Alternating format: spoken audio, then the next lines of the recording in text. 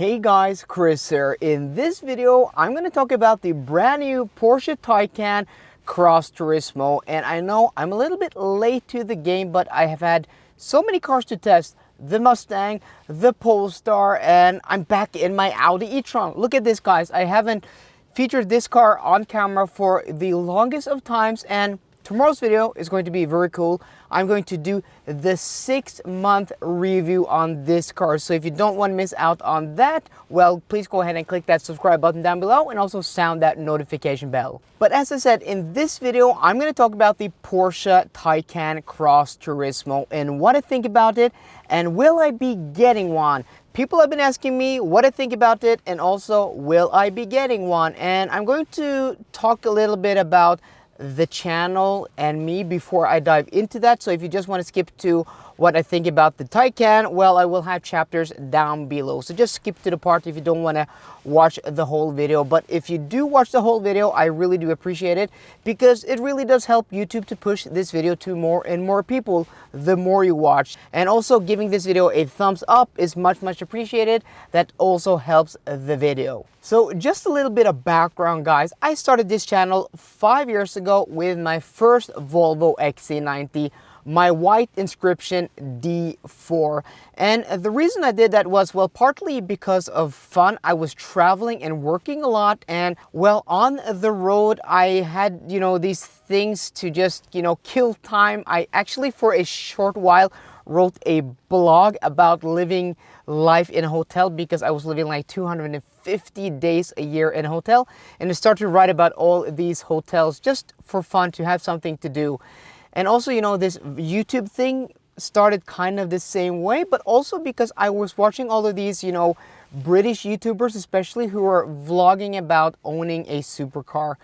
And my XC90, when I got that 5 years ago, that was my first really expensive car. Here in Norway, that was more than 1 million kroners, and that was the first time I was spending anything close to that amount on a car. And it's still a lot of money to spend on a car, but I was like, so I'm buying this expensive car. It's the first time really treating myself to something like this, but there aren't anybody out there, no YouTubers, no nothing, vlogging about owning a luxury car. Everybody was, in the supercar sphere, which is like the next level and much more expensive than I can afford now or then. So I thought, what the heck, I just brought my camera phone to the dealership, and then I just filmed that day. And then I just started to film more and more, and people started to subscribe and to watch my videos. And I know those early videos were really cringe. It's kind of terrible. And yeah, I've gotten much better. I feel like I've gotten much better on camera. After more than 400 videos, you would have thought that you would have, gotten better at something. But yeah, so that's where it all started. And also, I've always loved cars. I've always had a passion for cars since I was a kid. I'm just always been loving cars. So therefore, it was kind of fun for me to, just start a YouTube channel about cars. And that's where it all started. And I've always, bought the cars, well, within, my abilities, the cars I wanted. I really loved my first XC90, and after about 1.5 years, I traded that for a new one, a top-of-the-line T8 with all the bells and whistles, and that was even more expensive. That was like 1.2 million. And then I transitioned into this after the XC90, because we moved here to Oslo, or right outside of Oslo, and we didn't need 2 cars, and I wasn't traveling as much, focusing on the family, and we got rid of the XC90. And there was a period where I actually didn't vlog and didn't make YouTube videos for a while, and then I bought this, my Audi e-tron, back in September of last year. And it was my first EV, my first electrical vehicle, and I was really skeptical about, could I use this car for work? How would it, will I be able to travel like I traveled before? And all of that stuff. So actually, before I got this delivered, I was actually out at the Porsche dealer here in Asker and Bærum to look at a Porsche Cayenne. I wasn't looking at a new Cayenne. I just wanted to look at the Cayenne, because I was like, this was almost a plan B car. This was like almost, if it won't work, I'll just sell it, and then I'll buy something like a 1-year-old, 1.5-year-old used Cayenne hybrid, which would be like around 1.1 million kroners, still much more expensive than this. This was like, after rebates, this was like 830,000 kroners. It's actually my cheapest car in the past 5 years, believe it or not. This is really immense value, especially here in Norway. So I was looking at that, like getting like a used, slightly used, almost new Cayenne for about 1.1 million, because I mean, I love Porsches. What car person, car guy, car girl doesn't love a Porsche? I mean, they make one of the best driving, the best riding, and you know, beautiful interiors, and they just look awesome with all that, you know, racing pedigree and history. And yeah, it's just an awesome brand. I love Porsche. Fast forward to now, I, you know, just really started, you know, making videos on all of these EVs, as you guys have, you know, noticed. And I'm kind of trying to make this full-time. I'm still at the point where I'm making money doing this, but nowhere near being able to, you know, pay my mortgage, pay my car payments, pay my bills, you know, all of this stuff you have to do to survive. Well, especially now, you know, when my business, my work isn't too busy. That's why I'm also able to, you know, do this basically full-time next to my full-time job. I'm still working full-time, but doing this full-time is like, yeah, it's totally insane. So at one point I want to do this full-time and not my work full-time, because I can't have two full-time jobs. So that moves us into, you know, what I want to do with this car and what car I do want to get. So first off, the Porsche Taycan. So I drove a Taycan off camera just a few weeks ago. I was only, you know, lent the car for about 2 hours, and it wasn't enough time for me to do any, you know, meaningful filming.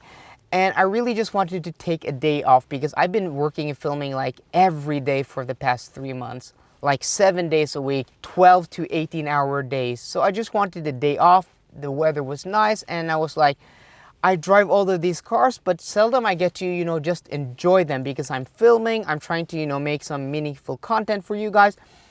But yeah, that day I was like, I'm just gonna, you know, enjoy this Porsche. And the Taycan is such a nice car to drive. So within the first 100 meters, I was like, this Porsche steering is unlike any steering in any car.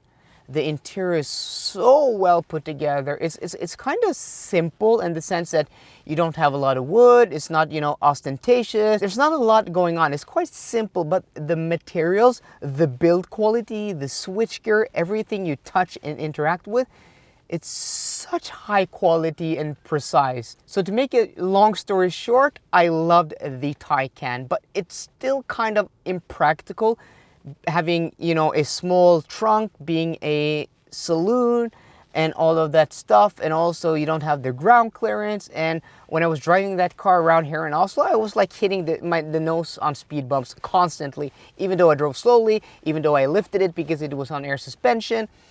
I'm like, oh, I really want a Taycan, but it's not practical, and it's also quite expensive. But then the sales lady told me, you know, when I booked the loan, she was like, in a few weeks, we're going to launch the Cross Turismo. It's going to be like the same price. It's going to be with 4-wheel drive. It's going to be a station wagon. And I'm like, wow, that sounds amazing. That sounds cool. And then I started Googling, and I, you know, saw the spy photos, and I'm like, oh, I'm not really feeling this. I really love the way the normal Taycan looks, and then they launched it, and I was like, not sure. And then I looked at the price. So spec for spec, I've written it down here. I'm going to give you Norwegian prices. The Taycan starts at 758,000 Norwegian kroners, the base with a small battery pack, and basically, you know, it doesn't even come with heated seats. Porsche are insane when it comes to optional extras, but with 408 horsepower. And then the Cross Turismo starts at 848,000, so it's about 90,000 more expensive, but you get the bigger battery pack, which is 50,000 upgrade in the normal Taycan. You get air suspension, and you also get 4-wheel drive. So spec for spec, the Cross Turismo is actually only 11,000 kroners more expensive than the equivalent Taycan with the same performance, but you also get 4-wheel drive, and you get the station wagon, and you get the, you know, raised ride height. So in my opinion, it's much better value. And, you know, having that 2 centimeters extra ground clearance, having that, you know, on paper, I think the trunk is 440 liters versus like 400 liters in the normal Taycan, but you have that station wagon shape, you know, giving you more practicality. You can fold down the rear seats, and then you have a large cargo area. I mean, on paper, that thing looks awesome. And then I started looking more and more at it, and I spec'd one, and I was like, oh, this thing, it looks even better in my opinion than the normal Taycan. So I've fallen in love with the Taycan Cross Turismo. I spec'd one with the 21-inch Cross Turismo design wheels, and also the frozen blue metallic paint with the light colored leather interior. Such a beautiful spec. But Porsche are insane when it comes to optional extras, because when I spec'd it to the spec I wanted, and here's just the highlights, guys, this isn't all. So it starts at 848,000. So I spec leather, and then you get full leather. So you only have like non-leather or leather. And when you get the non-leather, you have leather on some of the surfaces on the driver's seat and also the rear seats, but everything else is like faux leather. But when you get to leather, everything is leather. The dashboard, the center console, the seats, the doors, everything. So with the leather, the Cross Sport Chrono package, which gives you, you know, the switch on the steering wheel, which is really cool, and also the clock on the dashboard, panoramic sunroof, memory settings for the seats, heated front and rear seats, also a heat pump, keyless entry, tinted windows with acoustic glass, and also the Bose sound system, and also, you know, the frozen blue metallic paint, and also the 21-inch Cross Turismo design wheels. So these are just the highlights. But that car with winter wheels comes to 1,150,000 kroner. So that is 300,000 kroners in optional extras. And even if I, you know, remove some of the like non-essentials like the sunroof and smaller wheels, it's still like 250,000 with winter wheels in optional extras. So it's insane. So I mean, another 50,000 to get the car as you want it.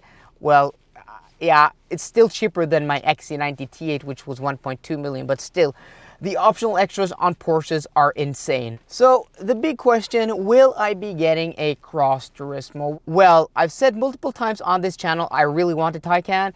And also, if I hit 100,000 subscribers, I will go out and buy a Porsche Taycan. So if that happens, I'm gonna go out and buy one.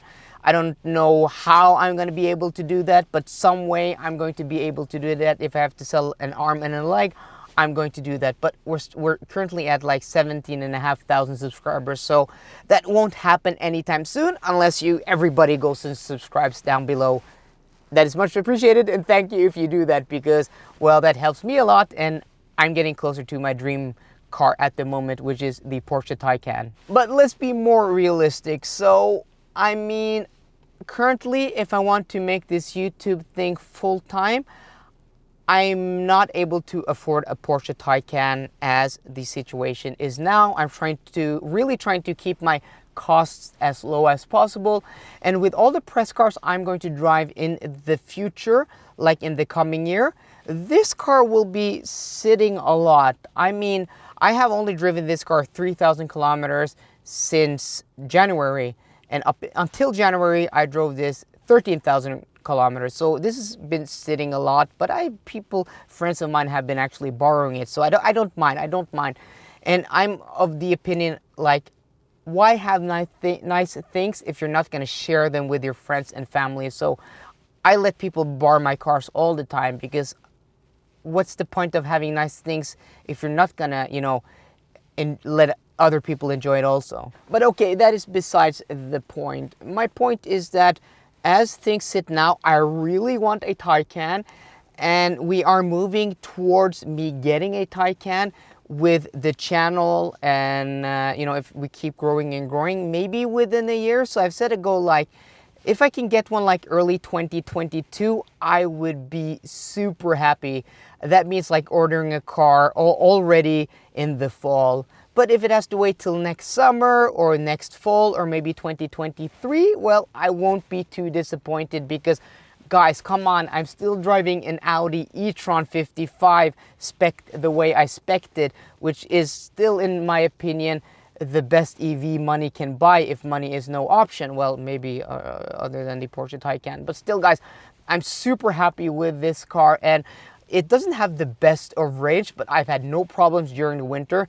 Now it is almost springtime and the summer, so the range is only going to get better and better, and the charging of this car is still insane. So I'm not going to get a Taycan now, but I'm working towards that goal. So hopefully, as I said, if the channel keeps growing, if people keep subscribing, and also, you know, all the support you guys can give, just a like, and also, you know, donating to my Patreon, which helps me with all the charging, because I'm paying, like, with all these tests, somewhere in the range of 4,000 to 5,000 kroners a month in fast charging alone. So I mean, just supporting the channel with becoming a patron really helps me become more independent from my work.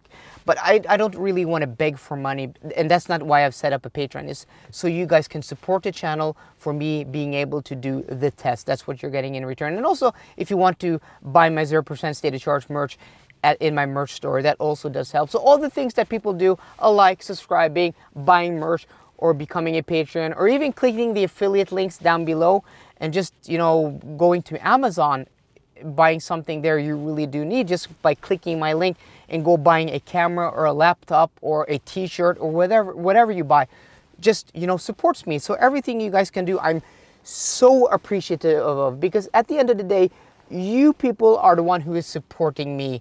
I'm serving you with the videos I make. So guys, that's just what I think of the Porsche Taycan, my current situation, and if I will be getting one or not getting one. Hopefully I will be getting one at one point in time, but as it is now, I have other priorities. I have other things I have to attend to before getting a Porsche Taycan. So let me know what you think in the comment section down below. Do you think I should get a Taycan, or do you think I should get another EV? I'm really interested. So guys, I hope you enjoyed today's video. If you did, please drop me a thumbs up down below. And for more car content, as always, guys, please subscribe. See you guys there, and goodbye.